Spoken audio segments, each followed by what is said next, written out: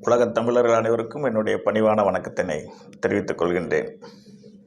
எல்லோரும் எல்லா நலன்களும் பெற்று வாழ அன்னை பராசக்தி அனுக்கிரகம் பண்ணுவாங்க. இன்று ஒரு அரிய தகவல். உங்கள் எல்லோருக்கும் தெரிந்த விஷயந்தான். காலம் தோன்றிய காலம் முதல், உலகம் தோன்றிய காலம் முதல், கார்த்திகை மாதம் அப்படின்னா என்ன செய்வோம் அப்படின்னு எல்லாருக்கும் தெரியும். நான் புதிதாக சொல்ல போகிறதில்லை அப்படின்னாலும், எனது அன்பு சகோதரர்களுக்கும் சகோதரிகளுக்கும், பொதுவாக சகோதரர்கள் இதில் ஈடுபடுகிறார்களோ இல்லையோ, சகோதரிகளும் தாய்மார்களும் நிச்சயமாக கார்த்திகை தீபம் ஏற்றுவீங்க. நாளை கார்த்திகை தீபம்.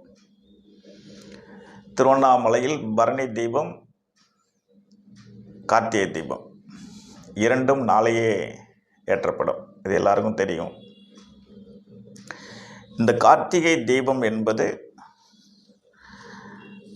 நாம் வருடத்தில் ஒரு முறை கடைபிடிக்கக்கூடிய ஒரு விஷயம். இது சரியா தவறா அப்படிங்கிறதா ஒரு சின்ன தகவல். அடியனுக்கு தெரிஞ்சதை உங்களோடு நான் பகிர்ந்துக்கிறேன். உங்களால் முடிந்த அளவு அதை கடைப்பிடிங்க. உலகம் தோன்றிய காலம் முதல் சில திருவிழாக்கள் நாம் கடைபிடிச்சிட்டு வரோம். வழிபாட்டு முறைகளும் செய்கிறோம். அந்த அடிப்படையில் நாளை கார்த்திகை தீபம். வீட்டில் எல்லோரும் அகல் விளக்கில் தான் தீபம் ஏற்றுவீங்க தெரியும். இருப்பினும் நீங்கள் அகல் விளக்கிலேயே தீபம் ஏற்றுங்க.